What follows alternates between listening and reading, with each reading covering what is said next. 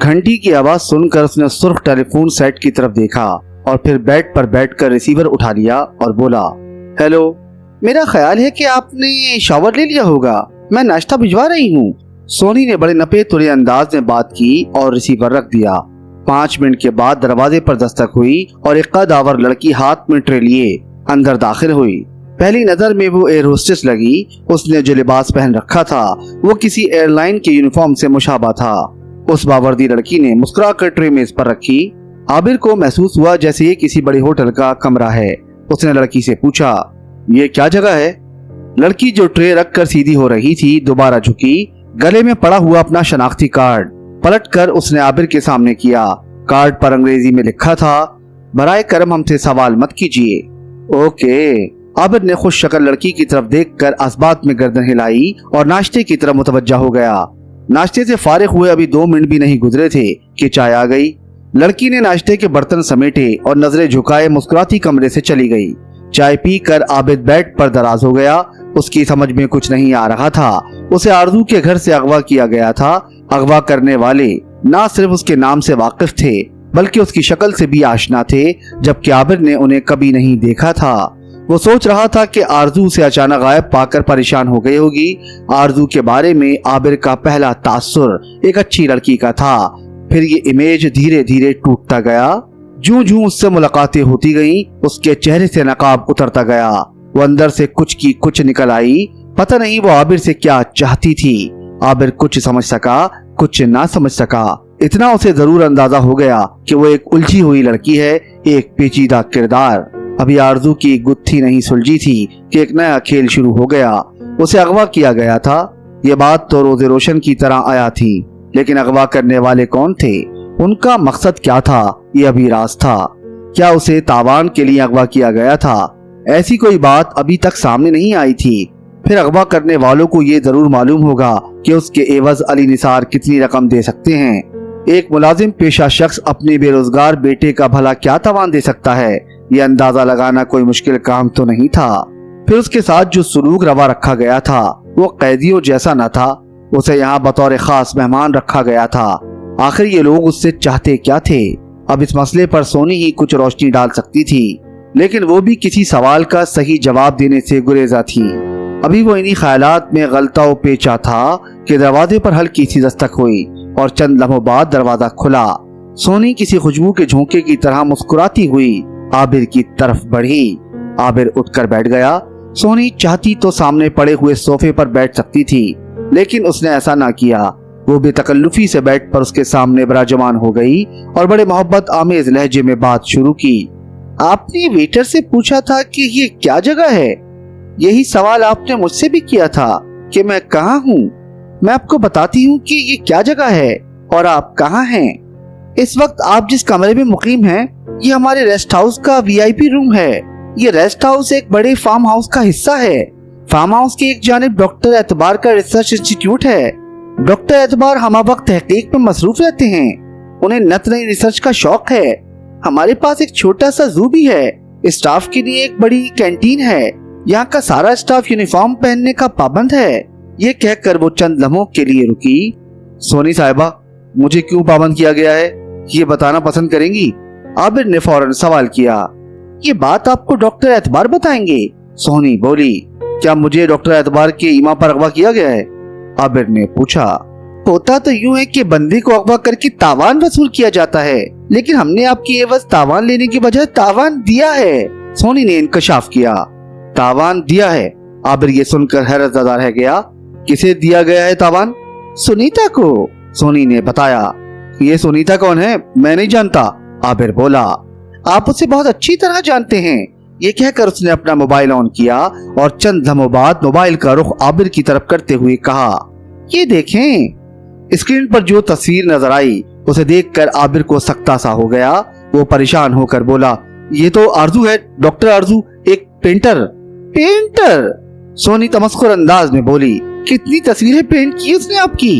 एक भी नहीं, लेकिन वो पेंट करना चाह रही थी। उसे वक्त नहीं मिल रहा था। अस्पताल की नौकरी से वो परेशान थी। वो मुलाजमत छोड़कर क्लिनिक खोलने की ख्वाहिशमंद थी, आबिर ने बताया। वो डॉक्टर थी कब जो क्लिनिक खोलती? वो डॉक्टर है ना पेंटर। उसका असल नाम आरजू नहीं सुनीता है। वो इंतहाई शातिर लड़की है। हैरत है, आबिर बोला। उसने मुझे बताया कि वो मुतल्लका और एक जवान बेटी की माँ है। क्या ये भी गलत है? आबिर ने पूछा। है? उसने खुद को शादीशुदा और एक बच्ची की माँ बताया। सोनी ने जोरदार कहका लगाया। फिर वो वाकई बड़ी फनकारा है। इसका मतलब है कि बच्ची और शादी से मुताल्लिक उसने झूठ बोला, आबिर ने कहा। जी बिल्कुल, वो झूठ बड़े एतमाद से बोलती है। वो डॉक्टर है ना पेंटर है, फिर उसका गुजारा किस तरह होता है? वो 60,000 रुपए अपार्टमेंट का किराया देती है। उसे ड्रिंक की भी आदत है। मैंने आपसे कहा ना कि हमने उसे आपका तावान दिया है, पूरे 30 लाख। सोनी ने मुस्कुराकर कहा। वो बहुत ऊंचे हाथ मारने की आदी है। वो अपने खूबसूरत होने का पूरा पूरा फायदा उठाती है। उसका आना जाना आला सतह पर है। वो दोनों हाथों से दौलत समेट रही है। उसे अखराजात की क्या परवाह। मैं एक बार उससे जरूर मिलने जाऊंगा। उस झूठी को आईना दिखाऊंगा। आबिर के लहजे में गुस्सा था। अब आप उससे कभी नहीं मिल सकेंगे। 1 हफ्ते के अंदर वो अपार्टमेंट छोड़ देगी। मोबाइल की सिम भी तब्दील हो जाएगी। अब आप उसे भूल जाएं। मेरा उससे कोई जज्बाती लगाव नहीं, बस उसके फरेब देने पर गुस्सा है, आबिर ने कहा। ये दुनिया है, सोनी ने फलसफा भगारा, जो मुझे ढूंढ रही है। आबिर को अचानक बाबा दुनिया का ख्याल आया। क्या मतलब? सोनी बोली। मैं समझी नहीं। आप समझ भी नहीं सकती, आबिर मुस्कुराया। एक बात बताएं, जो लोग मुझे अगवा करने आए थे वो मेरे नाम और चेहरे से कैसे वाकिफ थे? बता देती हूँ, बल्कि दिखा देती हूँ, सोनी ने अपना मोबाइल ऑन करते हुए कहा। सोनी के मोबाइल में आबिर की वो तमाम तस्वीरें मौजूद थीं जो आरजू ने अपने डिजिटल कैमरे से उतारी थीं। इसके अलावा कुछ वीडियो क्लिप्स भी थे जिनमें आबिर और आरजू को लाउंज में बैठे दिखाया गया था। आबिर को अपने सवाल का जवाब मिल गया था। अब उसे मजीद कुछ पूछने की जरूरत ना रही थी। सोनी ने अपना कीमती मोबाइल ऑफ किया, उसे बेड पर डाला और मुस्कुराकर बोली, आबिर साहब, कोई और सवाल? इसका मतलब है कि आरजू आपकी एजेंट थी और उसने मुझे ट्रैप किया था। वो हमारी अब भी एजेंट है। उसने आपको ट्रैप अपने लिए किया था। वो आप पर फरेफ्ता हो गई थी, लेकिन आपके रवैये की वजह से वो कोई फायदा ना उठा सकी। इस असना में जब हमने आपको ओके कर दिया तो उसने आपके दाम खड़े कर लिए। आबिर साहब, ये दुनिया है जहाँ जिसको मौका मिलता है दूसरे को बेचकर फायदा उठा लेता है। चले, आरजू या सुनीता, जो भी उसका नाम था, उसने अपने दाम खड़े कर लिए। लेकिन अब सवाल यह है कि खरीदने वालों ने मुझे इतने महंगे दाम क्यों खरीदा है? आबिर ने पूछा। आबिर साहब, आपसे ये किसने कहा कि आपको महंगे दाम खरीदा गया है? आप नहीं जानते कि आप हमारे लिए कितने कीमती हैं। वो हंसी। आखिर ऐसा क्या है मुझ में? कुछ मुझे भी तो पता चले। आपको डॉक्टर एतबार ने सिलेक्ट किया है। आपके बारे में वही कुछ बता सकेंगे। लेकिन मैं इतना जानती हूँ कि वो हीरा शनास हैं, सोनी ने बड़े यकीन से कहा। आपको भी शायद उन्होंने ही सिलेक्ट किया होगा, आबिर मुस्कुराया। हाँ, इंतखाब तो मैं उन्हीं का हूँ, लेकिन मैं खुद को हीरा मानने के लिए तैयार नहीं। हीरे को अपने बारे में कब मालूम होता है कि वो हीरा है? हीरे की कदर तो जौहरी ही जानता है, आबिर ने हंस कर कहा। हाँ, ये बात तो आपने ठीक कही। आप डॉक्टर की कौन हैं? मेरा मतलब है कि आप यहाँ किस ओहदे पर फाइज हैं? आबिर ने सवाल किया। मैं डॉक्टर एतबार की पर्सनल सेक्रेटरी हूँ। आपकी पर्सनल मामला देखती हूँ। यूँ समझे, बड़ी हद तक उनकी पर्सनल हूँ। मैं उनकी आधी बीवी हूँ। सोनी ने ये बात इतने इत्मीनान से कही कि वो उसकी शक्ल देखता रह गया। मैं समझा नहीं, बिलाखिर उसने पूछा। अरे बाबा, मेरा उनसे रिश्ता भी है। मैं उनकी साली हूँ, सोनी ने वजाहत की। यूं बोले ना, आबिर ने हंसते हुए कहा। इतने में दरवाजे पर दस्तक हुई। आबिर ने चौंक कर सोनी को देखा। इस कमरे में चारों तरफ आईने लगे हुए थे, हत्ता कि छत भी आईनों से मजीन थी। कमरे के दरमियान में खूबसूरत बेड बिछा था। साथ आने वाली औरत ने रोशना को बेड पर बिठा दिया और बोली, तुम यहाँ बैठो, मैं थोड़ी देर में आती हूँ। रोशना की समझ में ना आया कि उसे सजा संवार कर उस कमरे में क्यों लाया गया है। वो जिधर भी नजर घुमाती हर तरफ वही नजर आती। छत पर लगी लाइट्स की वजह से कमरा रोशन था। वो कुछ देर तो तकियों से टेक लगाए आराम से बैठी रही, फिर उठ गई। उसने ठहर ठहर कर कमरे के चारों तरफ चक्कर लगाया। आईने में खुद को देखती रही। रोशना ने खुद को इस अंदाज से कभी ना देखा था। उसके घर में एक छोटा सा आईना था जिसमें शक्ल भी अच्छी तरह नजर ना आती थी। जब उसने सर से पांव तक खुद पर नजर डाली तो उसकी सज धज और चमकीले चेहरे ने उस पर सहर सा कर दिया। वो अपने कपड़ों, बालों के स्टाइल और चेहरे के मेकअप को महसूर कुन अंदाज में देख रही थी। वो हसीन तो थी, लेकिन मेकअप और कपड़ों ने उसके हुस्न में 4 चांद लगा दिए थे। कमरे में इस वक्त वो अकेली थी। उसने अपना दुपट्टा बेड पर फेंक दिया और अपने हुस्न के चांदों को घूम घूम कर देखने लगी। वो नहीं जानती थी कि इन आईनों के पीछे रिवॉल्विंग चेयर पर बैठा एक मुख्तदर शख्स उसको बड़ी दिलचस्पी से देख रहा है। रोशना उसको नहीं देख सकती थी क्योंकि ये आईने एक तरफ से ट्रांसपेरेंट थे। 10-15 मिनट वो रोशना को बड़े इन्हमाक से हर पहलू से देखता रहा। फिर उसने मुस्कुराकर अपने हाथ में दबे मोबाइल को ऑन किया और मतलूबा नंबर ओके करने के बाद कान से लगा लिया। हाँ बाबा, तुम्हारी भिजवाई हुई नई किताब पसंद आई। उधर से फोन रिसीव किए जाने पर वो मुख्तदर शख्स बोला, टाइटल बहुत अच्छा है, इसे पढ़ने में कुछ वक्त लगेगा बाबा, समझ गए ना हमारी बात। उधर से जी साईं के सिवा कुछ ना कहा गया। उस शख्स ने मोबाइल ऑफ किया, उसे बाएं हाथ में लेकर दाएं हाथ से अपनी मूंछ पर हाथ फेरा, एक नजर रोशना पर डाली और कुर्सी से उठ गया। उस शख्स के खुफिया दरवाजे से बाहर जाने के बाद वो औरत आईने वाले कमरे में दाखिल हुई और रोशना को अपने साथ लिए वापस ले गई। रोशना ये बात ना जान सकी कि उसे शीश महल में क्यों लाया गया है और क्यों वापस ले जाया गया था। अगर उसे ये पता भी चल जाता कि इस मिरर रूम में उसकी नुमाइश हुई थी तो भी कोई फर्क ना पड़ता। रात 12 बजे के बाद फिर उसे ऊपर ले जाया गया। इस मर्तबा शीश महल के बजाय दूसरे कमरे का दरवाजा खुला। उस औरत ने दरवाजे के बाहर लगे स्विच बोर्ड के 2-3 बटन दबाए तो अंदर रोशनी हो गई। ये एक बेडरूम था जिसकी चारों दीवारों पर गहरे नीले रंग के पर्दे पड़े हुए थे। दरमियान में एक खूबसूरत बेड था। कमरे में एक खुशगवार महक बसी हुई थी। आज रात तुमने यहाँ सोना है, औरत ने कहा। अब मैं तुम्हें सुबह लेने आऊंगी। इससे पहले कि रोशना कोई सवाल करती वो औरत कमरे से चली गई और दरवाजा बंद करके लॉक कर दिया। रोशना गहरा सांस लेकर बेड पर बैठ गई। इस वक्त वो रेशमी नाइटी में थी और चेहरे पर कोई मेकअप न था, बाल खुले हुए थे। चंद लम्हों बाद कमरे की लाइटें बुझा दी गईं। इन रोशनियों के बटन कमरे के बाहर थे, उन्हें अंदर से नहीं जलाया जा सकता था। कमरे में कब्र जैसा अंधेरा था। ये और बात कि इस कब्रनुमा कमरे में एक भारी बेड पड़ा था और खुशबू फैली हुई थी। वो बेड पर लेट गई और न जाने किस वक्त उसकी आंख लग गई। जब आंख खुली तो उसे दम घुटने का एहसास हुआ। परेशान ना हो, सोनी ने उसे चौंकते देखकर कहा। कॉफी आई है। फिर उसने मोबाइल फोन उठाकर यस कहा और मोबाइल बेड पर डाल दिया। चंद लम्हों बाद दराज कद वेट्रेस ट्रे उठाई अंदर आई। उसने सलीके से कॉफी के बर्तन सजाए। सीधे खड़े होकर उसने सोनी की तरफ सवालिया नजरों से देखा। तुम जाओ, सोनी बोली, मैं खुद निकालूंगी। वेट्रेस के जाने के बाद सोनी बेड से उठी। उसने नफीस मगों में केतली से कॉफी उंडेली और बोली, इधर सोफे पर आएंगे या मैं वहीं लाऊं? अरे आप क्यों मुझे शर्मिंदा कर रही हैं? आबिर बेड से उठते हुए बोला, मैं वहीं आ जाता हूँ। तब सोनी सोफे पर ही बैठ गई और उसने कॉफी का मग आबिर के सामने रखा। सोनी साहिबा, मेरा मोबाइल फोन कहाँ है? आबिर ने पूछा। आप कहीं फोन करना चाहते हैं? सोनी बोली, जी मेरे घर वाले सख्त परेशान होंगे, मैं चाहता हूँ उनसे बात कर लूँ। आपको नंबर याद है? सोनी ने पूछा। जी, आबिर ने कॉफी का घूंट भरते हुए कहा। सोनी ने बेड पर पड़ा हुआ अपना मोबाइल फोन उठाया और किसी को हुक्म दिया, मोबाइल फोन। चंद मिनट के बाद दरवाजे पर दस्तक हुई और एक दूसरी लड़की हाथ में मोबाइल फोन लिए अंदर आई। उसने मोबाइल सोनी के हवाले किया और खामोशी से वापस चली गई। आबिर साहब, आप घर के लोगों से क्या कहेंगे? यही कि मुझे अगवा किया गया है और अगवा करने वाले लोग बड़े प्यारे हैं। तावान लेने के बजाय मेरा तावान दिया गया है और मुझे एक वीआईपी रूम में रखा गया है। आबिर ने हंसते हुए कहा। इसका मतलब है कि हमें रुस्वा करके छोड़ेंगे? सोनी हंसी। फिर क्या कहूँ? वो बोला, आप कहें किसी दोस्त के साथ लाहौर आ गए हैं, घूम घाम कर 1-2 दिन में वापस आ जाएंगे। सोनी ने मशवरा दिया। उन्हें ये बावर कराना है कि आप जहाँ हैं बखैर हैं। चलिए नंबर बोलें। आबिर ने उसकी बात समझकर नंबर बताया। सोनी ने नंबर पंच करके मोबाइल उसके हवाले कर दिया। कान लगाते ही इधर से साइमा की आवाज आई, हेलो। आप ही, मैं आबिर बोल रहा हूँ। आबिर, तुम 3 दिन से कहाँ हो? अम्मी अब्बू सख्त परेशान हैं। आप ही, मैं इस वक्त एक दोस्त के साथ लाहौर में हूँ, 1-2 दिन में वापस आ जाऊंगा, फिर आकर तफसील बताऊंगा। अम्मी अब्बू से कहना कि मैं बखैर हूँ, परेशान ना हो, ठीक है? आबिर ने बताया।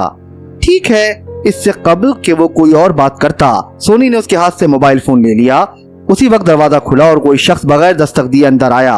उस शख्स को देखते ही सोनी की पेशानी पर सिलवटें पड़ गईं। फिर फौरन ही उसने अपने चेहरे का तासुर बदल लिया। वो संजीदा होकर शाहाना अंदाज में बैठ गई।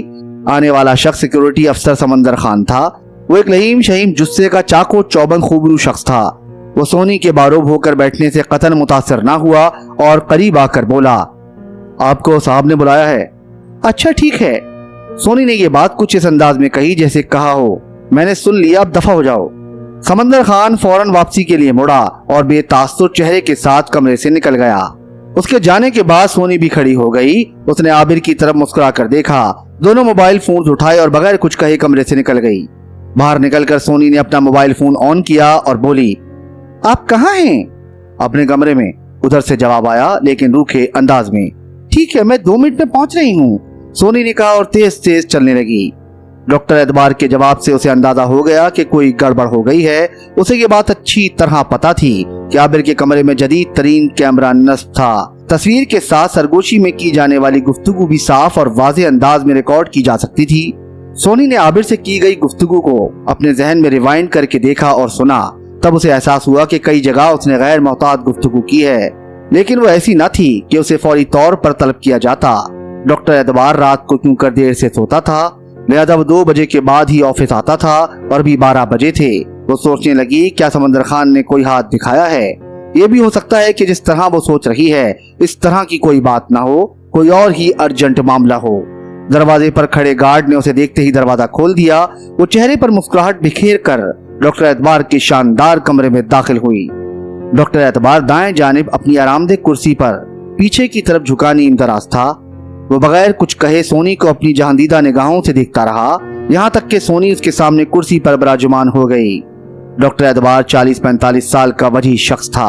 उसके चेहरे पर मासूमियत थी जो उसके चेहरे की नुमाया खूबी थी। वो एक फुर्तीला शख्स था। उसकी बाएं जानिब कई टेलीफोन रखे थे। मेज पर 3 मोबाइल फोन करीने से सजे थे।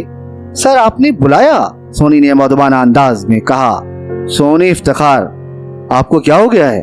डॉक्टर एतबार का लहजा उखड़ा हुआ था। कोई गलती हो गई सर, सोनी फिक्रमंद हुई। मैंने अभी रूम 2 को स्क्रीन पर देखा। ये आपने क्या किया? उस लड़के की घर वालों से क्यों बात करा दी? डॉक्टर एतबार ने उस पर फर्द जुर्म आयद की। सर, मैंने नई सिम से बात कराई है और वो सिम मोबाइल से निकाल दी, सोनी ने वजाहत की। जानता हूँ। डॉक्टर एतबार ने उसे देखा, लेकिन बात कराई क्यों? सर, वो बहुत परेशान था। आपने उसका ख्याल रखने को कहा था। ये मुश्किल से 1 मिनट की गुफ्तगू थी और उसने वो कहा है जो मैंने उसे बताया, सोनी ने मजीद वजाहत की। आपको मुझसे इजाजत लेना चाहिए थी। आप नहीं जानती कि हमारे हाथ से तुर्क का एक पत्ता निकल गया, डॉक्टर एतबार ने सरजनिश के अंदाज में कहा। सर, जाने उस लड़के में ऐसा क्या है कि मेहरबान होने को जी चाहता है, सोनी निडर अंदाज में बोली। मेहरबान या फरिश्ता? डॉक्टर एतबार ने उसे तेज निगाहों से देखा। पता नहीं, सोनी ने एक गहरा सांस लेकर कहा। लेकिन मुझे सब पता चल गया है। डॉक्टर एतबार ने अपने लहजे को मायने खेज बनाया। मैंने उस पर 30 लाख रुपए इन्वेस्ट किए हैं। जब तक $30 लाख ना बना लूं, मुझे चैन नहीं आएगा। मैं आपसे उसकी फाइल वापस ले रहा हूँ। सर, ऐसा मत कीजिए, मेरे अलावा उसे कोई डील ना कर सकेगा, सोनी यकीन से बोली। अच्छा चलो ठीक है। डॉक्टर एतबार को अचानक कुछ याद आया, इसलिए फौरन उसने अपना मूड बदला। लेकिन आइंदा ऐसी कोई गलती ना हो। नहीं होगी, सोनी ने बगैर किसी नदामत के कहा। आज वो लड़कियों के इंटरव्यू होने वाले थे, उनका क्या हुआ? डॉक्टर एतबार ने मुस्कुराते हुए कहा। इंटरव्यू 4 बजे रखा है। आपकी नहीं 15 लड़कियां मुंतखब की हैं। सोनी ने उसे मुस्कुराती हुई नजरों से देखा। उन्हें मेरे कमरे में भेजने से पहले अच्छी तरह समझा तो दोगी ना? डॉक्टर एतबार हंसा। जी जीजा जी, बहुत अच्छी तरह, सोनी ने उसकी तरफ खास अंदाज से देखकर कहा। लैब असिस्टेंट की 2 आसामियां खाली थी। BSc लड़कियां मांगी गई थी। 50 लड़कियों ने दरख्वास्तें भिजवाई थी, जिनमें से सोनी ने तस्वीरें देखकर 15 लड़कियां कॉल की थी। इस वक्त लड़कियां बड़े कमरे में मौजूद थी और सोनी एक एक करके लड़कियों को अच्छी तरह समझा कर भेजती जा रही थी। वो उन्हें समझा रही थी, देखिए, इंटरव्यू करने के बाद अगर सर ने आपको सिलेक्ट कर लिया तो वो आपका हाथ पकड़ कर देखेंगे। सर बहुत अच्छे पामिस्ट हैं। वो हाथ देखकर ये अंदाजा लगाएंगे कि आपको किस ब्रांच में भेजा जाए। ठीक है? अब घर से मुलाजमत के लिए आने वाली मजबूर लड़की ठीक है कि जवाब में जी अच्छा ना कहती तो क्या कहती। ये डॉक्टर एतबार अजब फितरत का आदमी था। नाम उसका एतबार था, लेकिन इंतहाई नाकाबिले एतबार था। वो बस पैसे का दीवाना था, जर परस्त था, मिनटों में बंदे को शीशे में उतारने वाला, किसी को बेटा, किसी को बहन और किसी को बाप बनाने वाला। वो इंसान को खरीदना जानता था और किसी को सस्ते दामों नहीं खरीदता था। अगर बंदा 5 लाख का है तो वो 25 लाख अदा करता। अगर कोई 200 गज के मकान पर राजी हो सकता था, वो उसे 1000 गज का बंगला अता करता। अगर कोई बिकने को राजी ना होता तो उसके गिर्द ऐसा जाल बुनता کہ وہ شخص نکلنے کے لیے گھٹنے ٹیکنے پر مجبور ہو جاتا۔ اس کے نزدیک ہر شخص کی کوئی نہ کوئی قیمت تھی اور وہ اس قیمت سے 5 گنا زیادہ دینے کا عادی تھا۔ وہ اسے اپنی انویسٹمنٹ سمجھتا تھا، 1 پر 5 دے کر 10 کمانے کا عادی تھا۔ ایک زمانے میں اسے سائیکل بھی میسر نہ تھی، اب اس کے پاس ذاتی ہیلی کاپٹر اور پلین موجود تھا۔ وہ خود کیونکہ زر پرست تھا لہذا اس کی زر والوں سے دوستی تھی۔ سیاست دانوں کو وہ مٹھی میں رکھتا تھا۔ پرنٹ اور الیکٹرانک میڈیا کے کئی بڑے آفیسر اس کے زر خرید تھے۔ بنیادی طور پر وہ ایک سائنسدان تھا۔ اس نے انسانی دماغ پر خاصا کام کیا تھا۔ یہ کام اس نے انسانی بہبود کے لیے نہیں بلکہ انسان کو نقصان پہنچانے کے لیے کیا تھا۔ اس کی ایک منفی ریسرچ کے لیے ایک بڑا ملک اس پر ہمہ وقت ڈالر کی بارش کرنے کے لیے تیار رہتا تھا۔ ڈاکٹر اعتبار نے پورے ملک میں لیبز قائم کر رکھی تھی، کئی اسپتال کھول رکھے تھے۔ لاہور کے نوا میں اس نے ایک بڑے فارم ہاؤس پر اپنی خفیہ سرگرمیاں جاری رکھی ہوئی تھی۔ منفی تحقیق کے علاوہ زر والوں کے لیے ایک گوشہ عیش مختص کر رکھا تھا۔ یہاں وہ لوگ آتے، پرسکون وقت گزارتے اور چلے جاتے، کسی کو کانوں کان خبر نہ ہوتی۔ ڈاکٹر اعتبار نے آرزو کے گھر کی ویڈیو کلپس دیکھ کر عابر کو اپنے کام کے لیے منتخب کر لیا تھا۔ ڈاکٹر اعتبار نے یادوں کے حوالے سے خاصا کام کیا تھا۔ اسے معلوم تھا کہ انسان جب چاہے اپنی یادوں کو ریوائنڈ کر کے دیکھ سکتا ہے۔ وہ ایک ایسی چیز ایجاد کرنا چاہتا تھا جس کے ذریعے انسانی ذہن میں محفوظ یادوں کو ریکارڈ کر سکے اور ان مجرمانہ یادوں کے ذریعے اسے بلیک میل کر کے اپنا کام نکالا جا سکے۔ ڈاکٹر اعتبار کے اس پروجیکٹ میں ایک طاقتور ملک ضرورت سے زیادہ دلچسپی رکھتا تھا۔ اگر ڈاکٹر اعتبار کسی طرح ان مجرمانہ یادوں کی مائکرو فلم بنانے میں کامیاب ہو جاتا تو وہ اس ٹیکنالوجی کے منہ مانگے دام وصول کر سکتا تھا۔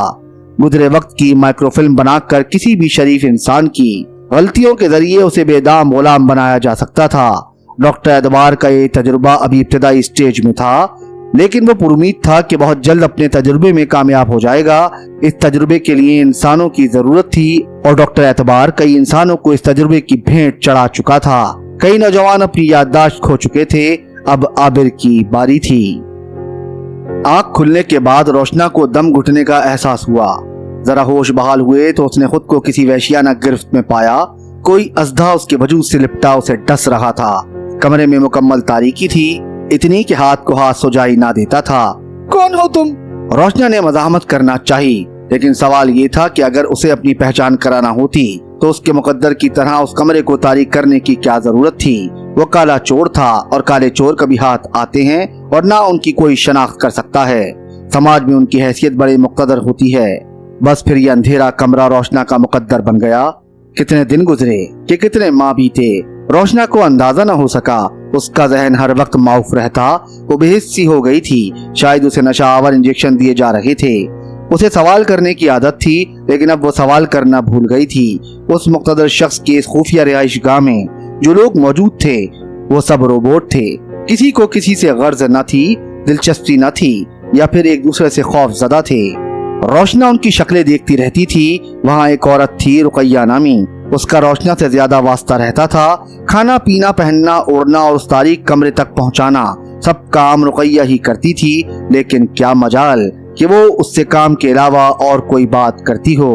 روشنا چاہتی تھی کہ اس کی زخمی روح کی کوئی فریاد سنے، وہ کسی کے سامنے چیخ چیخ کر روئے، اپنا دکھ بیان کرے، لیکن رقیہ اس کے دکھ سننے تو دور کی بات اس سے بات تک نہ کرتی تھی۔ ایک دن جب روشنا کے دل پر بہت بوجھ تھا، اس کا دماغ پھٹا جا رہا تھا، تو وہ ہاتھ جوڑ کر رقیہ کے قدموں میں بیٹھ گئی اور انتہائی دکھ سے بولی، کیا تمہارے پاس زہر ہے؟ مجھے دے دو، میں مرنا چاہتی ہوں۔ ایسی بات کر جو سمجھ میں آئے، رقیہ نے 2 قدم پیچھے ہٹتے ہوئے بیزاری سے کہا۔ تم کیا نہیں جانتی؟ زہر کا مطلب نہیں سمجھتی؟ روشنا نے سوال کیا۔ تجھے یہاں کیا پریشانی ہے؟ تو اس گھر کی رانی ہے۔ رقیہ بولی، میں رانی نہیں بننا چاہتی، مجھے ملازمہ بنوا دو، اپنے ساتھ کام پر لگا لو، خدا کے واسطے دوزخ بھری زندگی سے نجات دلا دو۔ روشنا نے فریاد کی، تو ایک بے وقوف لڑکی ہے، تو جیل میں ضرور ہے لیکن یاد رکھ تو ایک کلاس میں ہے۔ رقیہ باجی، ایسی ایک کلاس سے موت بھلی، تم مجھے زہر لا دو۔ رقیہ نے بیٹھی ہوئی روشنا کو اٹھایا اور اس کے منہ پر زوردار تھپڑ مار کر بولی، آئندہ مجھے باجی نہ کہنا۔ تھپڑ پڑتے ہی روشنا کو اپنی اوقات یاد آ گئی۔ وہ ایسی رانی تھی جسے ایک ملازمہ بہن ماننے کو تیار نہ تھی، وہ اسے باجی نہیں کہہ سکتی تھی۔ رقیہ اسے تھپڑ مار کر آرام سے کمرے سے چلی گئی۔ جب دروازہ بند ہو گیا تو وہ بیڈ پر کسی شہتیر کی طرح گری اور پھوٹ پھوٹ کر رونے لگی۔ वो जो जिंदगी गुजार रही थी उसमें उसकी मर्जी का कोई दखल न था। वो बेबस थी, लेकिन इस जिंदगी से उसे घिन आने लगी थी। उसे अपना वजूद सड़ी हुई लाश लगता था। उसके ज़मीर से ताउफ़ुन उठता था। अब वो मर जाना चाहती थी। रुकैया ने थप्पड़ मारकर उसके दुख को मजीद गहरा कर दिया था। वो चाहती तो काले चोर से कहकर उसे थप्पड़ का मजा चखा देती, लेकिन उसे वो सच्ची लगी। वो किसी रखेल की आखिरबाजी क्यों बनती। इस तल्ख जिंदगी का जहर उस पर चढ़ता ही जा रहा था। उसे अपने माँ बाप याद आए, अपना घर, अजीज, रिश्तेदार, सहेलियां, बचपन, सब उसकी निगाहों में घूम गया। वो रोती रही और गुजरे वक्त को याद करती रही। वो अपनी जिंदगी को खत्म करने का फैसला कर चुकी थी। उसे कहीं से जहर ना मिलेगा, उसका इसे अच्छी तरह अंदाजा हो गया था।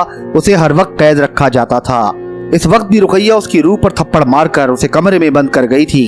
उसे मालूम था कि वो 2-3 घंटे से पहले कमरे का ताला न खोलेगी, लिहाजा जो कुछ करना था इन्हीं औकात में करना था। उसने तकिए पर पड़े दुपट्टे से अपने आंसू पोंछे और एक अज़म के साथ बेड पर उठकर बैठ गई। उसने सोच लिया था कि क्या करना है। वो बेड से उठी। उस कमरे में एक अलमारी मौजूद थी जिसमें उसके कपड़े रखे थे। उसने अलमारी खोलकर कई शलवारों से कमरबंद खींचे और उन्हें गिरा बांध कर एक कर लिया और झटका देखकर उसकी मजबूती का अंदाजा किया और फिर बेड की तरफ बढ़ी। उसने बेड के साथ खड़े होकर पंखे को देखा जो पूरी रफ्तार से चल रहा था। उसने पंखा बंद किया, कुर्सी उठाकर बेड पर रखी और उस पर चढ़कर कमरबंदों से तैयार होने वाली रस्सी पंखे पर डाली। रस्सी के दोनों सिरे जब उसके हाथ में आ गए तो उसने बल देकर अपनी गर्दन में फंदा कसा और फिर पंजों के बल खड़े होकर दोनों हाथों से रस्सी थामी और कुर्सी को लात मारकर बेड से नीचे गिरा दिया और हाथों से रस्सी छोड़ दी। पंखे से झूलती रोशना को तड़पते देखकर अनारा ने अपनी आंखें बंद कर ली और तड़प कर चीखी, अम्मा बस कर। रानी पंखी ने उसकी चीख सुनकर अपनी मुट्ठी खोली, जल्दी जल्दी कुछ पढ़ा और चौथे घर में बैठी अनारा पर फूंक मारी। फूंक मारते ही अनारा के सामने से रोशना की खुदकुशी का दिलखराश मंजर गायब हो गया। उस मंजर ने उसके हवास मुअत्तल कर दिए थे। उसने गहरे सांस लेकर अपने हवास बहाल किए। चल अंजू निकल आ चौथे घर से। रानी पंखी ने चांदनी का भारी तावीज अपने गले में डाला और 7वें घर से निकल आई। वो हस्बे मामूल थकन की वजह से चारपाई पर जा लेटी। अनारा चारपाई पर बैठकर रानी पंखी की टांगे दबाने लगी। रानी पंखी ने अपनी आंखों पर एक हाथ रख लिया और बोली, अंजू देख लिया तूने अपना चौथा घर? हाँ मत देख लिया। अनारा ने ठंडी सांस लेकर कहा। फिर वही अलमनाक अंजाम। अम्मा क्या बनाने वाले ने हमें आंसू से बनाया है? हाँ अंजू यूं ही समझ ले। रानी पंखी बोली। अम्मा ये तो बता, वो अंधेरे में अपना मुंह छुपाकर आने वाला शख्स कौन था? अनारा ने पूछा। वो काला चोर था और काले चोर का कोई नाम नहीं होता। रानी पंखी ने हकीकत बयान की। हाँ अम्मा तू ठीक कहती है। अनारा बोली। अंजू मैं चाहती हूँ कि तेरे बकिया घर जल्दी जल्दी तुझे दिखा दूं। मुझे अब बग्गा की तरफ से खतरा लाहक हो गया है। वो जाने कब क्या कर बैठे। ये तेरे घरों का चक्कर जितनी जल्दी हो सके पूरा हो जाए। अगरचे मुझे घर दिखाने में खासी थकन हो जाती है, लेकिन अब ये काम जल्दी करना होगा। अब मैं तुझे कल रात ही 5वां घर दिखाऊंगी, तैयार रहना। अम्मा मैं हर वक्त तैयार हूँ, तू चाहे तो अभी मुझे 5वें घर ले चल। अनारा पुरजोश होकर बोली। अब इतनी भी उतावली ना हो, मैं कल रात तुझे जरूर 5वां घर दिखाऊंगी। चल ठीक है अम्मा, अनारा ने कहा। और इससे पहले कि रानी पंखी उसे कमरे में जाने की हिदायत करती, अनारा खुद उठ खड़ी हुई। अम्मा मैं कमरे में जाती हूँ। रानी पंखी की हालत अब बहाल हो चुकी थी। वो उठकर चारपाई पर बैठ गई। तब किसी ने उसकी चारपाई उलट दी और वो धम से ईंटों के फर्श पर आ गिरी। अभी तक आबिर की डॉक्टर एतबार से मुलाकात नहीं हुई थी। ये बात सोनी और डॉक्टर एतबार अच्छी तरह जानते थे कि इस फार्म हाउस से आबिर का वापस जाना मुमकिन न था। इसलिए सोनी ने यहाँ के बारे में जो मालूमात आबिर को दे दी थी उनकी कोई अहमियत न थी। यही वजह थी कि डॉक्टर एतबार ने सोनी को कोई गिरफ्त न की थी। उसे बस आबिर के घर वालों से राब्ता कराए जाने पर गुस्सा था। दरअसल वो इस जज्बाती मसले को तुर्क के तौर पर इस्तेमाल करना चाहता था, लिहाजा उसने सोनी को तंबी करके आइंदा इस तरह की हरकत से रोक दिया था। लेकिन इतना जरूर हुआ था कि आबिर को कैद तन्हाई से निजात मिल गई थी। अब वो कमरे से बाहर निकल सकता था। ये रेस्ट हाउस 4 कमरों पर मुश्तमिल था। बराबर बराबर एक लाइन में 4 कमरे थे। उन कमरों के सामने बरामदा था। बरामदे के सामने हरा भरा लॉन था और उस लॉन के अतराफ में बाउंड्री वॉल थी।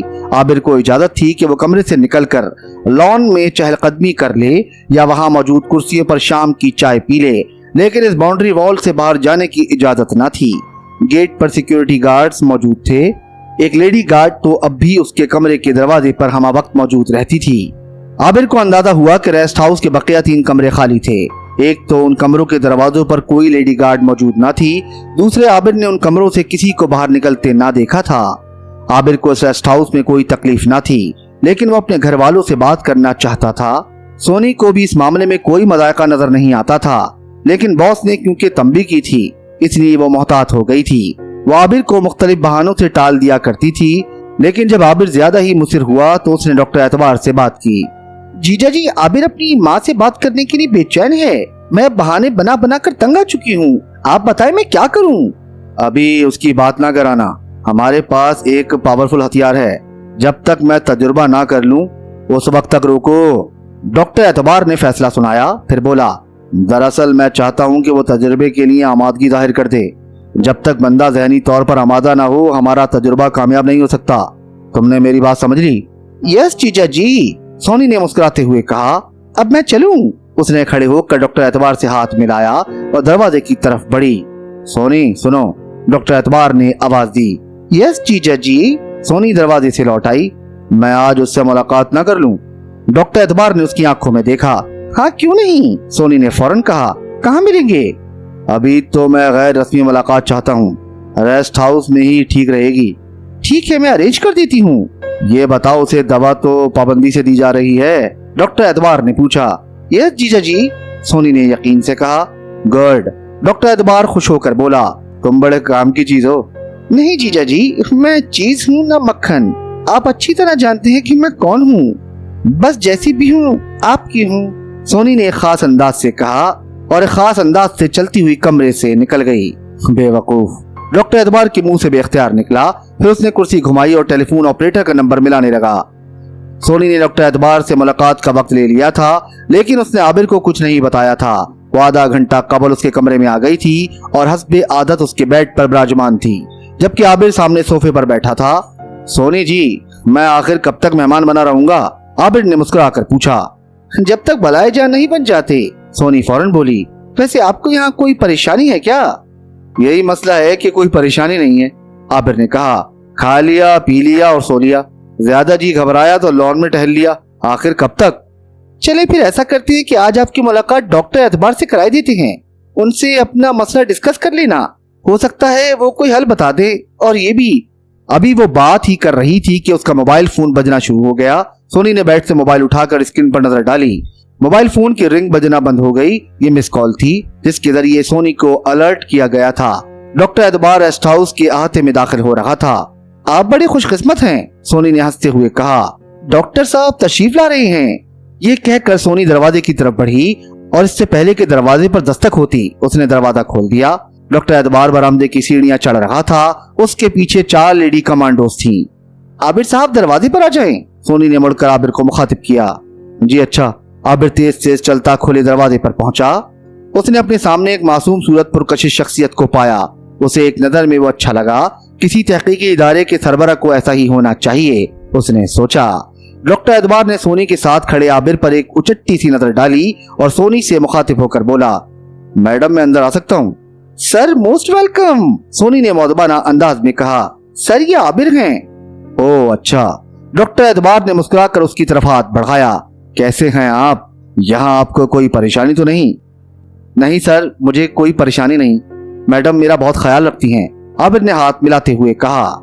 चारों लेडी कमांडोज दरवाजे पर रुक गई थी। सोनी दरवाजा बंद करके पलटी तो डॉक्टर एतबार और आबिर सोफों पर बैठ चुके थे। सोनी डॉक्टर एतबार के साथ कुछ फासला देखकर विराजमान हो गई। मिस्टर आबिर, मेरा ख्याल है कि काफी आराम हो गया, हमें कुछ काम करना चाहिए। डॉक्टर एतबार ने बात शुरू की। जी सर जरूर, आबिर ने कहा, मैं हाजिर हूँ। हमें एक तजुर्बे के सिलसिले में आपकी खिदमत दरकार हैं। यहाँ हम सब अलग थलग एक कोने में बैठे इंसानी फलाह व बहबूद के लिए काम कर रहे हैं। हमें आप जैसे नौजवानों की सख्त जरूरत है जो इस नेक काम में हमारा साथ दे सकें। हमें उम्मीद है कि आप इस सिलसिले में हमारे बेहतरीन मावन साबित होंगे। अगर आपकी मावनत से हम अपने तजुर्बे में कामयाब हो गए तो आप पर डॉलर्स की बारिश हो जाएगी। साथ पूरी फैमिली के साथ गैर मुल्की शहरियत अता होगी। यूँ समझ लें आपकी किस्मत बदल जाएगी।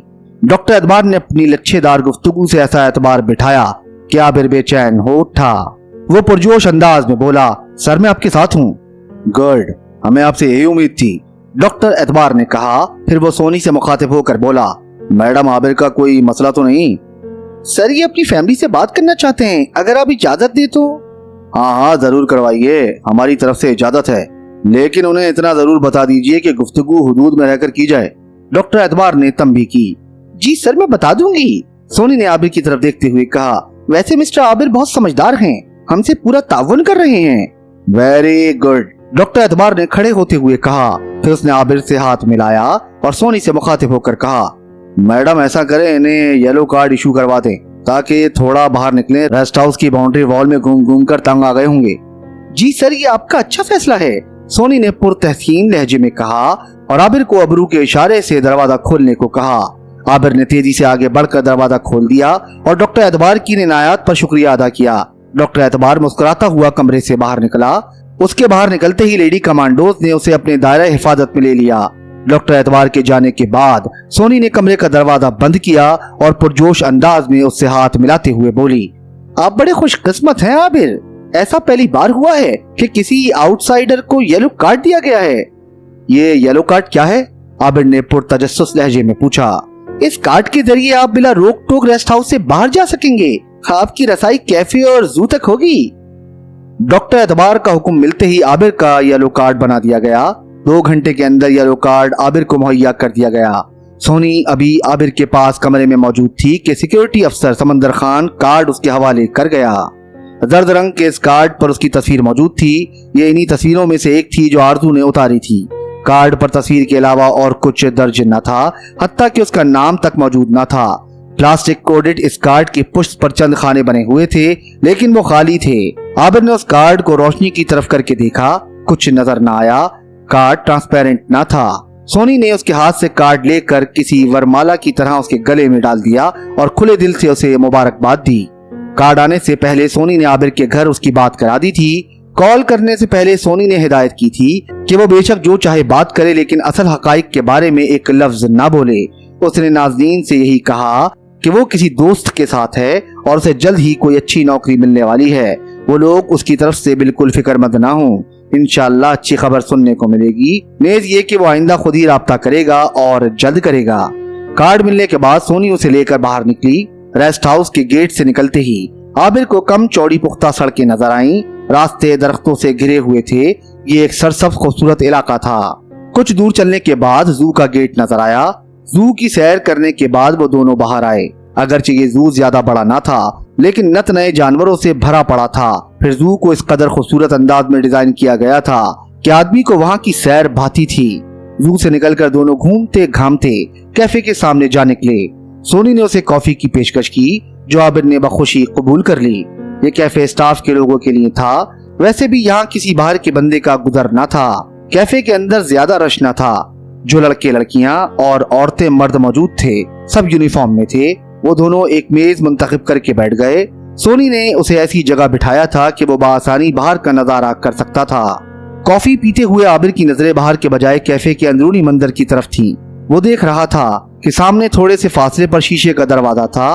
वो दरवाजे के सामने जाकर कोई शख्स खड़ा होता तो वो खुद ब खुद खुल जाता और अंदर जाने वाला शख्स बाएं जानिब मुड़कर गायब हो जाता। उसने कई लोगों को इस तरह अंदर जाते हुए देखा।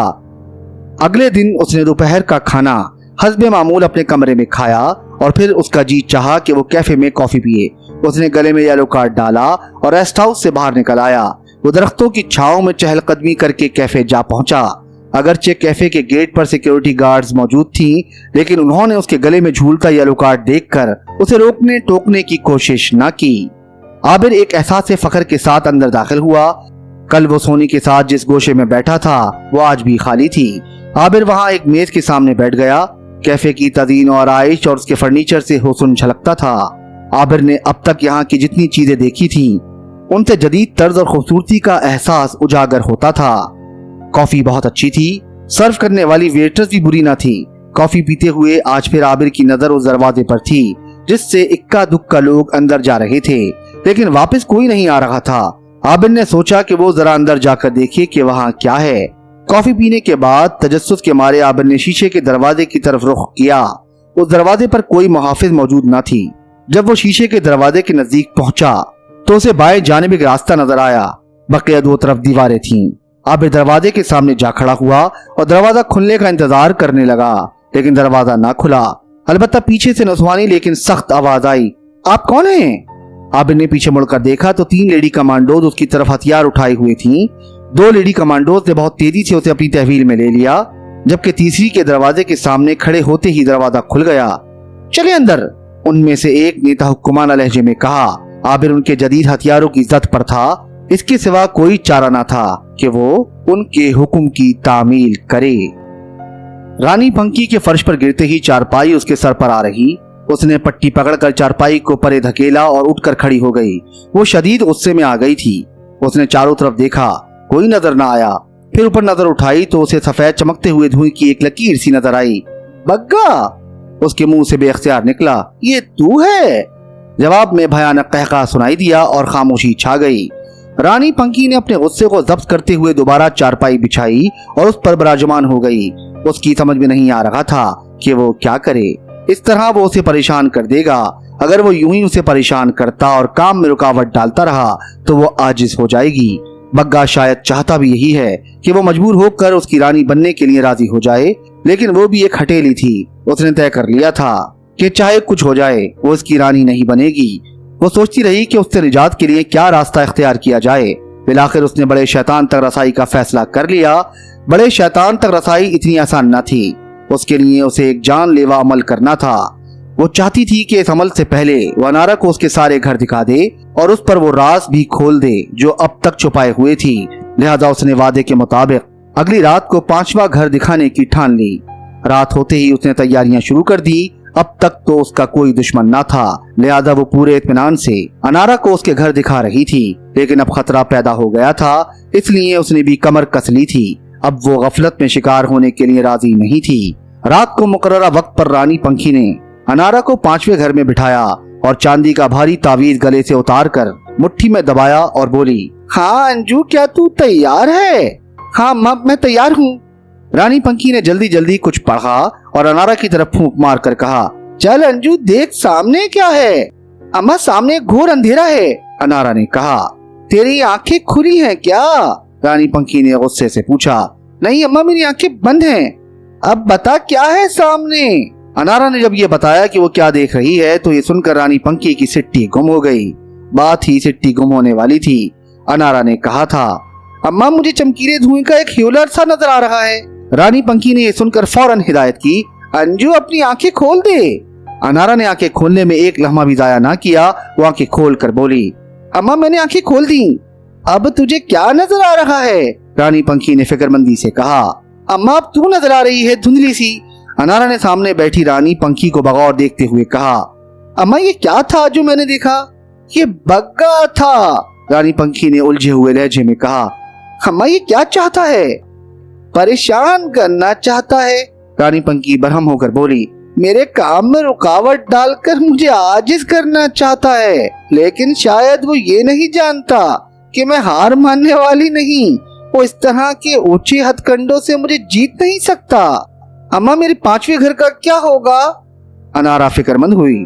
जरा इंतजार कर, रानी पंखी बोली। तू 5वें घर में बैठी रहे, मैं देखती हूँ। ठीक है अम्मा। अनारा जो 5वें घर से उठने की तैयारी कर रही थी, इत्मीनान से बैठ गई। रानी पंखी ने चांदी का तावीज अपने गले में डाला और कुछ सोचकर 7वें घर से उठ गई और कमरे के दरवाजे की तरफ बढ़ी। रानी पंखी को कमरे की तरफ जाते देखकर अनारा बोली, अम्मा, तू कहाँ जा रही है? मैं अंदर जा रही हूँ, अभी आई, तू आराम से बैठ। ये कहकर रानी पंखी कमरे के दरवाजे में दाखिल हो गई। अंदर 2 कमरे थे। एक कमरे में अनारा की रिहाइश थी, जबकि दूसरे कमरे में रानी पंखी का सामान पड़ा था। वो कमरे में किसी जरूरत से ही आई थी, वरना सारा दिन सहन में पड़ी चारपाई पर गुजारती थी। रात भी उसकी सहन में गुजरती थी। कमरे में अल्लम गल्लम सामान भरा था। दीवार में बनी अलमारी में उसके कुछ कपड़े रखे थे। उसे मालूम था कि सुई कहाँ रखी है। उसने काले धागे की गुट्ठी से सुई निकाली और बाहर आ गई। फिर उसने चारपाई पर खड़े होकर नीम के पत्ते तोड़े और वापस 7वें घर में आ गई और अपने खास अंदाज में फुसक्कड़ मार कर बैठ गई। उसने सुई दाएं हाथ में पकड़ी और बाएं हाथ की पहली उंगली पर मारी। उंगली में सुई घुसते ही रानी पंखी के मुंह से बेख्तियार सी की आवाज निकली। उसने जल्दी से सुई लहंगे में टांक कर बाएं हाथ की उंगली को पकड़ कर दबाया। जब खून बाहर आ गया तो उसने खून की उस बूंद को नीम की पत्ती पर मुंतकिल कर लिया और खून लगी पत्ती को दूसरी पत्तियों के ऊपर रख दिया। इसके बाद उसने बड़बड़ाने के अंदाज में बोलना शुरू किया। अनारा की समझ में कुछ नहीं आ रहा था कि रानी पंखी क्या कर रही है। उसके मुंह से तकलीफ ज़दा आवाज सुनकर वो चौंकी जरूर थी, लेकिन अनारा उससे कुछ पूछ न पाई। अब वो जाने क्या बड़बड़ा रही थी, उसकी समझ में नहीं आ रहा था। ऐसा लग रहा था जैसे वो कोई एक लफ्ज खास अंदाज में बार बार दोहरा रही हो। बोलते बोलते अचानक रानी पंखी की आवाज नीम की पत्तियों पर पड़ी तो उसे वहां पत्तियां नजर न आईं। रानी पंखी ने गहरा सांस लेकर जाप बंद कर दिया और गले से चांदी का तावीज उतार कर मुट्ठी में ले लिया और मुट्ठी को दबाकर बोली, हाँ अंजू, चल तैयार हो जा। अम्मा मैं कब से तैयार बैठी हूँ, अनारा ने कहा। चल फिर अपनी आंखें बंद कर, रानी पंखी ने हिदायत की। कर ली अम्मा, अनारा की आवाज आई। अब देख अंजू, सामने क्या नजर आ रहा है। रानी पंखी अंजू की तरफ फूंक मारते हुए बोली, अम्मा मैं 10-12 साल का लड़का देख रही हूँ जो दूल्हा जैसे कपड़े पहने हुए है, गोल मटोल मासूम सा। अनारा ने बताया, ये असल दूल्हा है। रानी पंखी ने इंकशाफ किया। वो खुश थी कि अनारा 5वें घर में जाने में कामयाब हो गई थी। है इतना छोटा सा, अनारा हैरत ज़दा हुई। जानती है ये किसका दूल्हा है, रानी पंखी हंसकर बोली। अम्मा कहीं ये मेरा तो नहीं, अनारा परेशान हो गई। हाँ ये तेरा दूल्हा है, रानी पंखी ने पुरयकीन लहजे में कहा। हाय नहीं, अनारा सिमट कर बोली। चल अब तू देखती जा और सुनती जा, रानी पंखी ने कहा। तब फिर मंजर बदला। ये दुल्हन का घर था। कमरा औरतों और लड़कियों से भरा हुआ था। दुल्हन एक खूबसूरत मसेरी पर बैठी थी। बारात आ चुकी थी। निकाह की तैयारी हो रही थी। वकील 2 गवाहों के साथ हवेली की राहदारियों में चलते हुए दुल्हन के कमरे तक आ पहुंचे थे। आने वाले फैमिली के लोग थे, उन्हें अंदर बुला लिया गया। वकील ने दूल्हे का नाम, वल्दियत और मेहर की रकम बताकर 12 साला दूल्हा को कबूल करवाया। दुल्हन रूबीना के निकाहनामे पर दस्तखत दिए। रूबी ने हाँ करने से इनकार करना चाहा तो उसके बराबर बैठी माँ ने हाथ जोड़कर कहा, रूबी मेरी शहजादी, इस जहर को किस्मत का लिखा समझकर पी जा। तब रूबी ने हथियार डाल दिए। वैसे भी वो जानती थी कि इस जहर को पिए बगैर चारा नहीं। वो तन्हा इस अंधेरे बहरे लोगों से नहीं लड़ सकती थी। ये अना परस्त, रिवायत परस्त या बिरादरियों में बटे लोग, बेटियों पर जायदाद को तरजीह देने वाले जर परस्त, इन पत्थर की दीवारों से वो सर तो फोड़ सकती थी, लेकिन इन दीवारों को गिरा नहीं सकती थी। लिहाजा उसने माँ के कहने पर इस जहर को किस्मत का लिखा समझकर पीने में ही आफियत जानी। वो 6 भाइयों की इकलौती बहन थी। इस जमींदार घराने में लड़कियों को पढ़ाना मायूब समझा जाता था, लेकिन रूबी का शौक देखते हुए बाप ने उसे शहर के कॉलेज भेज दिया। छोटी और लाडली होने की वजह से भाइयों ने भी मुखालफत न की। उसे कॉलेज में पढ़ने और हॉस्टल में रहने की इजाजत मिल गई। घर से रुखसत करते वक्त अलबत्ता बड़े भाई रिजवान ने इतना जरूर कहा, हम तुम्हारी जिद और शौक पर तुम्हें शहर भेज रहे हैं। तन्हा जा रही हो तो तन्हा ही वापस आना। रूबी ने उसकी बात समझते हुए आहिस्ता से कहा, जी भाई। रूबी एक समझदार और मोहतात लड़की थी। वो ये बात अच्छी तरह जानती थी कि उसका किस घराने से ताल्लुक है और उसके बाप भाई किस मिजाज के लोग हैं। वह हवेली से शरीक को हयात मुंतखब करने नहीं निकली थी। उसे पढ़ने का बेहद शौक था। वो कॉलेज से डिग्री के हुसूल के लिए निकली थी, लेकिन किस्मत कुछ और ही तय किए बैठी थी। रूबी की सारी एहतियात, सारी समझदारी अंधे कुएं में जा गिरी। आंखों पर पट्टी बंध गई। अकल ने काम करना छोड़ दिया। भाई की तंबी याद रही, न बाप की घूरती आंखें। उसे अगर कुछ याद रह गया तो वो था नदीम बुखारी। बीए का आखिरी साल था। रूबी ने अब तक खुद को बचाए रखा था। बस एक सहेली बिनिश की सालगिरह में जाना गजब हो गया। नदीम बुखारी उसे इस तकरीब में मिला। खूबसूरत और बावकार नदीम उसके दिल में घर कर गया और यूं ये तकरीब मुलाकात का बहाना बन गई, या यूं कहना चाहिए कि उस सालगिरह को मुलाकात का बहाना बना दिया गया। नदीम बुखारी बिनिश का भाई था। बिनिश रूबीना को बेइंतहा पसंद करती थी। वो उसे अपनी भाभी बनाने की आरज़ू रखती थी। यही वजह थी कि वो अपने भाई नदीम से उसका तस्करा करती रहती थी। उसने रूबी को अपने मोबाइल फोन पर खींची गई तस्वीरें भी दिखाई थी। नदीम को ये सादा सी हसीन लड़की भा गई थी। बस तभी बिनिश ने दोनों को मिलवाने की साजिश तैयार की और अपनी सालगिरह के बहाने शदीद इसरार करके उसे अपने घर बुलवा लिया। बाज़ वक्त एक मुलाकात ही खासी भारी पड़ जाती है और 2 तरफा पसंदीदगी के बाद अगर ये मुलाकातें जारी रहें तो पत्थर बन जाती हैं। बिनिश रूबी के मिजाज से वाकिफ थी, लिहाजा उसने कभी उससे अपने भाई का जिक्र ना किया और उसने दोनों की इस तरह मुलाकातें कराई कि हर मुलाकात इत्तफाक़िया मालूम हो। मसलन एक दिन बिनिश ने शॉपिंग का प्रोग्राम बनाया और रूबी को अपने साथ घसीट लिया। उधर उसने अपने भाई को बता दिया कि वो किस वक्त कहाँ पहुंचे। इस तरह वो इत्तफाकिया एक मारूफ शॉपिंग प्लाजा में उन दोनों को मिल गया और बिनिश ने अपने भाई पर जोर देकर उसे खाना खिलाने पर मजबूर किया। रूबी बिनिश को मना करती रही, लेकिन बिनिश ने ये कहकर, अरे ये मेरा भाई बड़ा कंजूस है, आज पता नहीं ये कैसे खाना खिलाने पर राजी हो गया है। रूबी को बसत इसरार अपने साथ ले लिया। इन 3-4 मुलाकातों ने अपना रंग गहरा करना शुरू किया। बिलाखिर बिनिश ने रूबी को बड़े फितरी अंदाज में इस राह पर डाल दिया जिस पर चलने की उसके भाई ने तंबीह की थी। नदीम बुखारी पढ़ा लिखा लड़का था, बरसरे रोजगार था और मुतवस्सित घराने से ताल्लुक रखता था। वो रूबी से शादी के सिलसिले में बहुत संजीदा था। रूबी भी उसे दिलो जान से चाहने लगी थी। वो उसकी होना चाहती थी, लेकिन उसमें हिम्मत न थी कि वो अपने बाप खुसूसन अपने बड़े भाई रिजवान के सामने सर उठा सके। लिहाजा वो फाइनल इम्तिहान के बाद उससे फाइनल मुलाकात करके चली आई।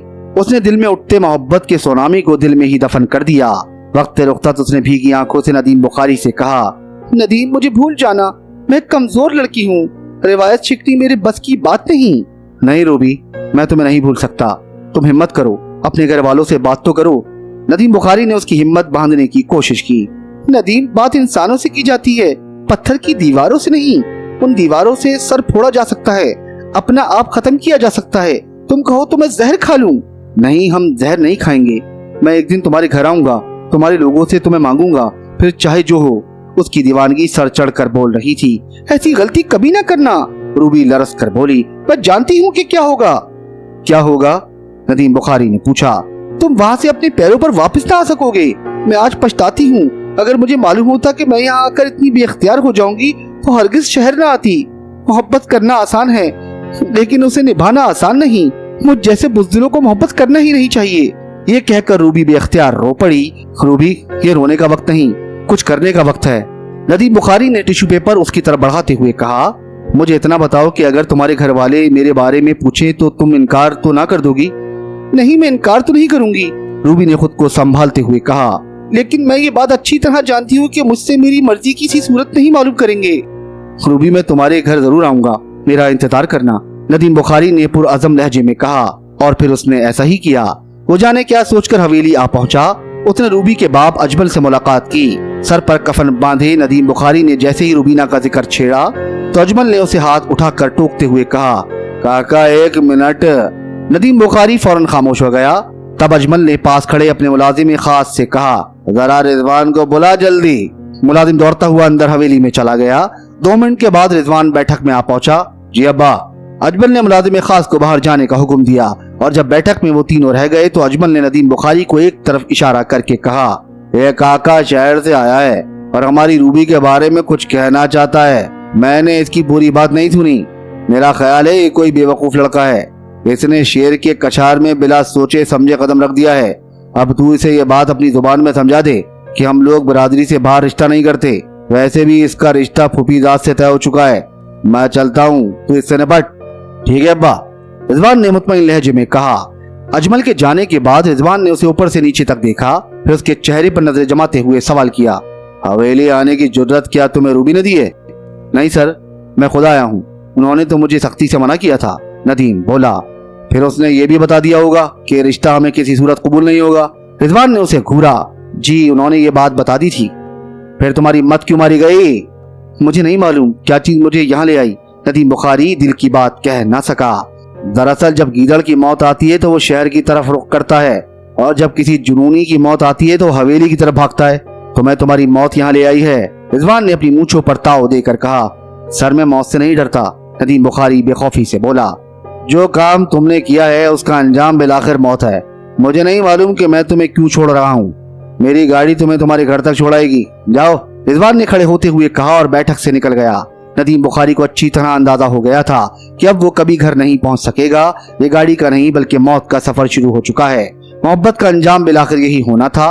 वो मुतमईन था कि उसने अपनी मोहब्बत को आखिरी मंजिल तक पहुंचा दिया था। अब गाड़ी में बैठे हुए उसके दिल में शदीद ख्वाहिश जागी थी, काश वो रुबीना को आखिरी बार देख लेता। वो गाड़ी से उतरकर हवेली के भारी दरवाजे पर खड़े रिजवान के पास आया और बड़े मौदबाना अंदाज में बोला, सर एक दरख्वास्त है, उसे आप मेरी आखिरी ख्वाहिश समझ लें। रिजवान ने त्योरियों पर बल डालकर उसे खा जाने वाली नजरों से देखा। बोला, कुछ नहीं। क्या मैं रुबीना को एक नजर देख? नदीम बुखारी अपनी बात पूरी ना कर पाया। रिजवान के थप्पड़ ने उसका मुंह फेर दिया। दो मुसल्लह मुलाजिम ने उसे अपनी गिरफ्त में लेकर गाड़ी में बिठाया और गाड़ी ने तेज रफ्तार से शहर का रुख किया। नदीम बुखारी ने गाड़ी में बैठकर कलमा पढ़ लिया था। उसकी इस आखिरी ख्वाहिश ने जलती पर तेल का काम किया था। अब उसकी मौत यकीनी थी, लेकिन हैरतनाक बात यह हुई कि उसे बाहिफाजत घर पहुंचा दिया गया। वापस जाते हुए मुलाजिम खास ने कहा, हमने तुम्हारा घर देख लिया है, आइंदा हवेली का रुख करने की कोशिश ना करना। रुबीना को नदीम बुखारी की हवेली आमद का फौरी तौर पर तो पता ना चल सका, लेकिन कुछ दिनों के बाद घर की एक मुलाजमा ने उसे सारा हाल सुना दिया और ये नवीद भी दे दी कि इस गुस्ताखी के बावजूद उसकी जान बख्शी गई। रूबी को उसकी हवेली आने से ज्यादा जान बख्शी की खुशी हुई। पढ़ी लिखी हसास लड़की रुबीना के 10-12 साला फुफीजाद रुस्तम को जबरदस्ती उसके सर मुंड दिया गया। वो रोती बिलखती अपनी फुफी के घर सुधार गई। 10-12 साल के रुस्तम को अगरचा घर वालों ने उसे खासा समझा बुझा दिया था, उसे ये बावर कराने की कोशिश की कि रुबीना उसकी दुल्हन है, बीवी है, लेकिन सवाल ये है कि इस उम्र में एक लड़का किस कदर शौहर बनने का ड्रामा कर सकता है। जितनी उसमें समझ थी उतना वो कर रहा था और उसकी इस ओवर एक्टिंग से रूबी की जान अजाब में थी। आहिस्ता आहिस्ता वो डिप्रेशन की मरीजा होती गई। नदीम की यादें और रुस्तम की बचकाना हरकतें उसकी जिंदगी में जहर घोल गईं। वक्त ने करवट ली। 10-12 साल लड़का 24-25 साल का हो गया। रूबी 50 के लिपटे में आ गई। जवान रुस्तम को अब रूबी एक आंख ना भाती। रूबी का हुस्न गहना चुका था। बीमारियों ने उसे हड्डियों का ढांचा बना दिया था। रुस्तम की हिकारत भरी नजरें उसके वजूद में सुइयों की तरह चुभती थी। रूबी ने अपनी जवानी उस घर की नजर कर दी थी। अपनी माँ की इल्तिजा पर कतरा कतरा रोज जहर पीती रही थी। मायूसियों ने उसके दिल में घर कर लिया था। अंदेशे उसे डराते थे। उसके दिल में शिद्दत से मर जाने की ख्वाहिश उभरती थी। वो संजीदा सी खुदकुशी के बारे में सोचने लगी थी, फिर कुछ सोच कर रुक जाती थी। रुस्तम का अगरचे उसके वजूद से कोई ताल्लुक न था, लेकिन उसे ये एहसास था कि रुस्तम उसका शौहर है। फिर एक दिन ये एहसास भी अपनी मौत आप मर गया। वो हवेली में उस बाजार की एक औरत उठा लाया और जब उसने उसे बीवी कहकर मुतारिफ करवाया तो रूबी पर सख्ता तारी हो गया। उस औरत के अंदाज देखकर रूबी को अपना आप बहुत हकीर लगा। वो इस सदमे को बर्दाश्त न कर सकी। उसने हवेली के गोशे में मौजूद अंधे कुएं में छलांग लगा दी। ये अंधा कुआं हवेली के एक तारीक गोशे में था। इस तरफ कोई न आता था। उस गहरे कुएं का पानी खुश्क हो चुका था। रूबी उस कुएं में छलांग लगाने के बाद 2 दिन जान कुनी के आलम में रही। उसने सिसक सिसक कर दम तोड़ा। अनारा के जब बेख्तियार रोने की आवाज आई तो रानी पंखी ने चौंक कर कहा, क्या हुआ अंजू? कुछ नहीं अम्मा, क्या होना है? अनारा सिसकते हुए बोली, बंद कर देगी दर्दनाक खेल। अच्छा ठीक है। रानी पंखी ने जल्दी जल्दी कुछ पढ़ा और 5वें घर में बैठी अनारा पर फूंक मारी। फूंक मारते ही अनारा की आंखों के सामने से रूबी की मौत का मंजर गायब हो गया। अनारा ने साड़ी के पल्लू से अपनी खूबसूरत आंखें पोंछी और 5वें घर से निकल आई। रानी पंखी गले में तावीज डालकर 7वां घर छोड़कर चारपाई पर लेट चुकी थी। अनारा ने उसके पांव दबाने शुरू किए तो रानी पंखी अपनी आंखों पर हाथ रखे बोली, अंजू बस अब तेरे 2 घर और रह गए, ये किसी तरह पूरे हो जाए फिर बात बने। अम्मा तुझे याद है तूने कहा था कि कोई आकर मेरी भाग जगाएगा? अनारा ने याद दिलाया। हाँ मुझे याद है अंजू, वो जरूर आएगा। रानी पंखी ने बड़े यकीन से कहा। आखिर कब आएगा वो? अनारा झुंझला कर बोली, लगता है जैसे वो इस शहर में दाखिल हो गया है। रानी पंखी की आवाज कहीं दूर से आ रही थी। लगता था जैसे वो गुनूदगी में बोल रही हो। हाय अम्मा सच? अनारा खुश होकर बोली। क्या सच? रानी पंखी ने आंखों से हाथ हटाकर अनारा को घूरा। यही कि वो यहाँ आ गया है हमारे शहर में। अनारा ने चहक कर कहा, ये तुझे किसने बताया?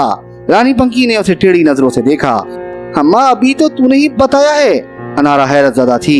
मैंने तो नहीं बताया, ऐसी बात मैं कैसे बता सकती हूँ? रानी पंखी साफ मुकर गई। अम्मा देख झूठ ना बोल। अनारा ने इल्तिजा की। अब एक रात छोड़कर मैं तुझे 6ठे घर में ले चलूंगी, ठीक है? अब तू जा। रानी पंखी ने फैसलाकुन अंदाज में कहा। अनारा ने अंदाजा लगा लिया कि रानी पंखी इस बात का इकरार नहीं करना चाहती और अनारा उसे नाराज नहीं करना चाहती थी। इसीलिए उसने इस मौजू पर मजीद बहस करना मुनासिब न समझा और उठकर कमरे में चली गई। रानी पंखी को यह बात अच्छी तरह याद थी। उसने उसके शहर में होने का इकरार किया था, लेकिन उसकी समझ में नहीं आ रहा था कि ऐसा क्यों कर हुआ था।